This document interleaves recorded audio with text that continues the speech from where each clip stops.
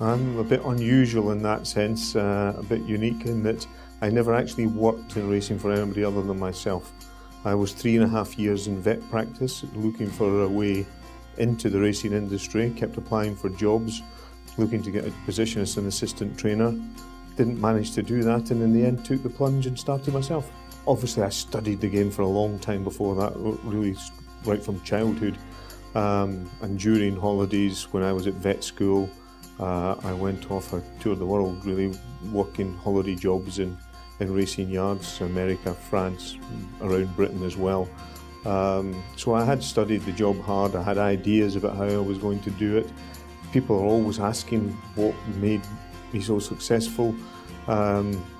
Usually people think the veterinary angle, but I think it was more than that. It was more of a case of attention to detail and having a fixed idea of what I wanted to achieve. Well, I started with Tommy Craig up in Scotland, and when I was at vet school I would drive on a Saturday morning, 70 miles there, 70 miles back to ride out in his yard, and he trained on the beach, which is quite unique and very interesting, and it certainly taught me a lot about using different surfaces for training.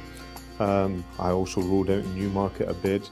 I went to Charlie Milbank in France in the early 80s and to John Russell in California, so I got about a bit. I had very fixed ideas of how I was going to do it very, very differently, and to this day, things maybe are slightly different in my yard. I always believed that I would feed the horses more, I would work them harder, they would be super fit. But really, as it evolved, I realised that the traditional methods of training were pretty near to ideal, and I don't deviate too much from that.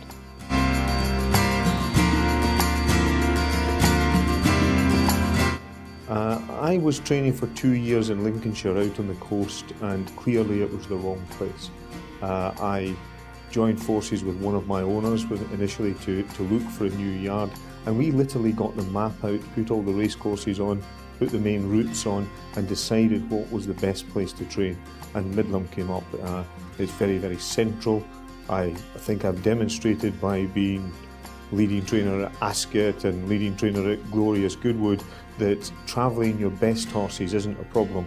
But it's very important for the young horses, for the maiden horses, horses having their first run, to have a lot of good tracks round about you.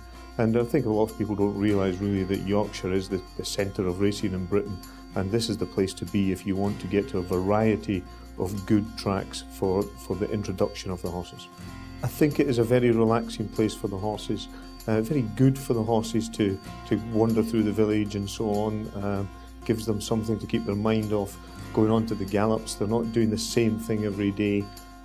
So it is a very relaxing place for horses. I don't think they get wound up the same as in a large training centre where they're perhaps walking straight out of the yard onto the gallops and doing the same thing surrounded by large amounts of number of horses and wide open spaces every day.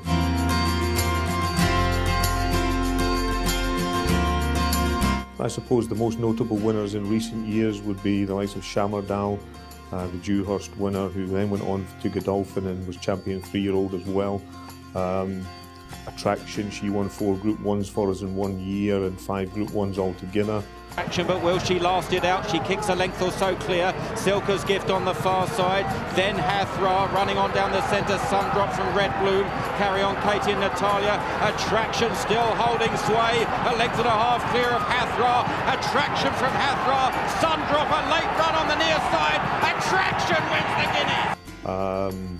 Going back further, we had Double Trigger, Mr. Bailey's, 34 Royal Ascot winners, and almost 3,000 winners now.